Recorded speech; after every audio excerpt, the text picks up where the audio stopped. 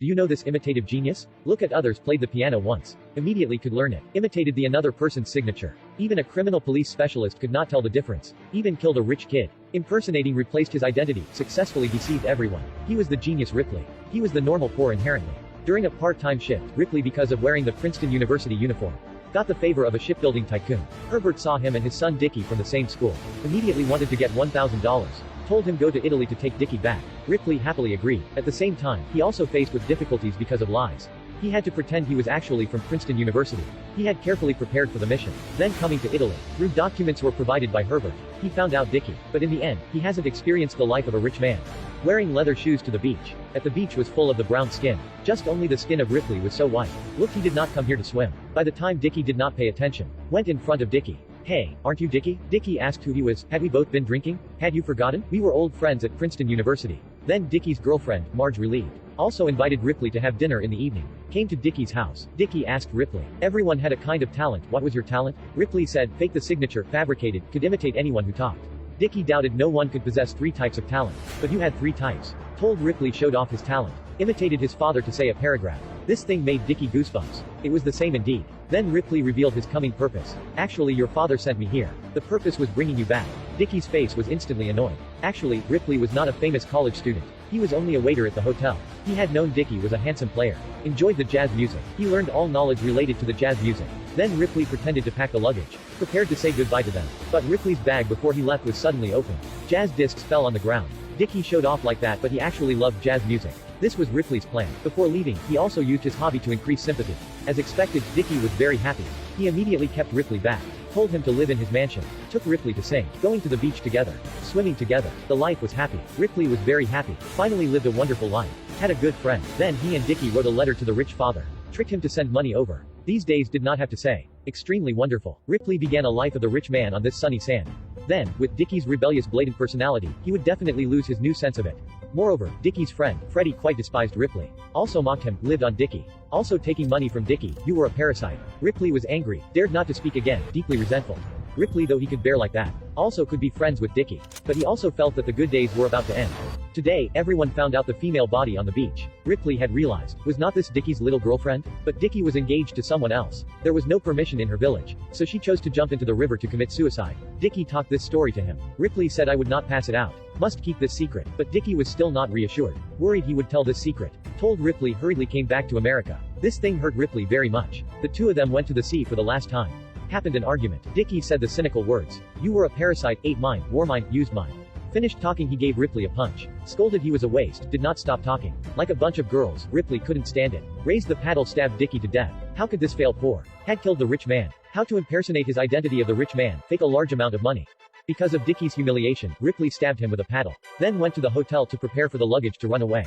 Who knew the hotel manager mistakenly recognized him as Dickie? At this moment an idea flashed in his mind. If his ability is to imitate others, why didn't he continue to do wrong thing? Quickly turned into that rich man, to pretend that Dickie was still alive. Ripley used a typewriter, used Dickie's tone to write a handwritten letter to his fiancée Marge first.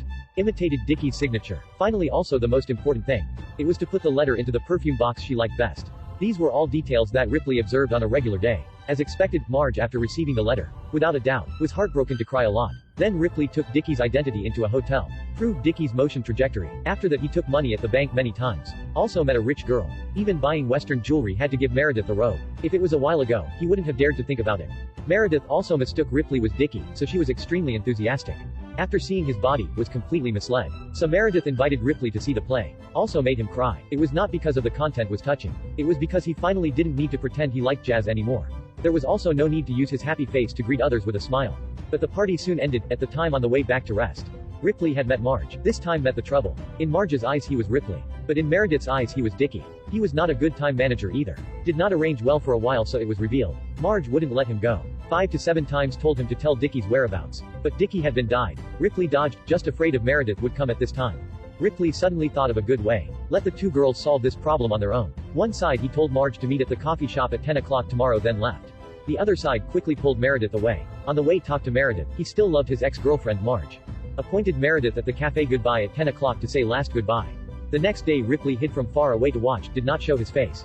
Meredith knew that she was a stupid sweet person as she looked. When she saw Dickie's ex-girlfriend, said Dickie loved her very much, he would definitely marry her. Marge found out last night Dickie was with Meredith. Also understand, it turned out that he brought a girl beside him, was inconvenient to meet her. Through this scene, Dickie was still alive in their eyes, it was professional indeed. After escaping from this thing, Ripley continued to live his rich life.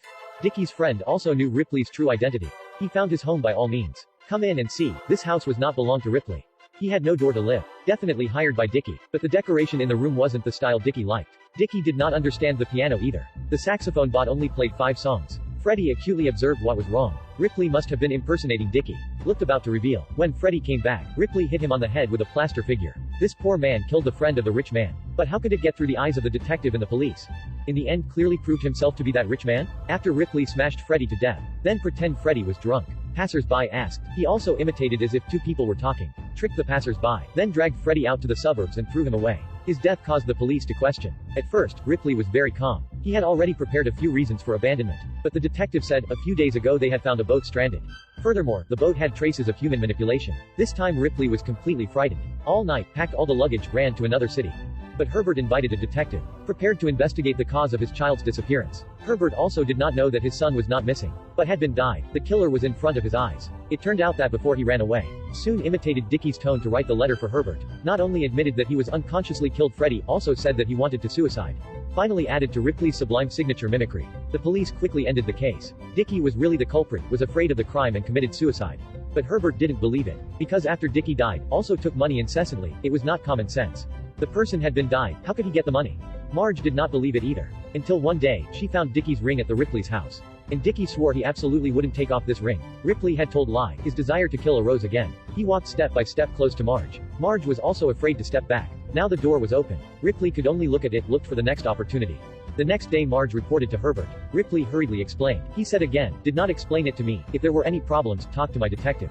Had said done, he took Marge away. Ripley pretended to stay calm. Unexpectedly the detective said again, I hope you keep this secret forever. It turned out that Dickie always had a tendency to violence. The reason for going abroad was when he went to school. Had almost killed a boy. So when Herbert heard that Dickie had murdered, not surprising at all, but he didn't think Dickie committed suicide. It was only for changing checks, running away from the case.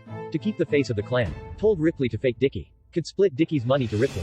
This time Ripley not only escaped flawlessly, but also successfully became a rich man. He and his best friend were on the cruise ship, prepared to travel around the world, but he did not know about the karma worked. At this moment, a girl called him. God, how could not let me stay for a while in such a good day? Ripley also resurfaced with a desire to kill. Asked Meredith, who came to her. Turned the head, it turned out that Meredith led everyone here to play. God could not kill many people like that. So he chose to go to bedroom. Got on with his life friend. Continued to become a rich man in Meredith's eyes.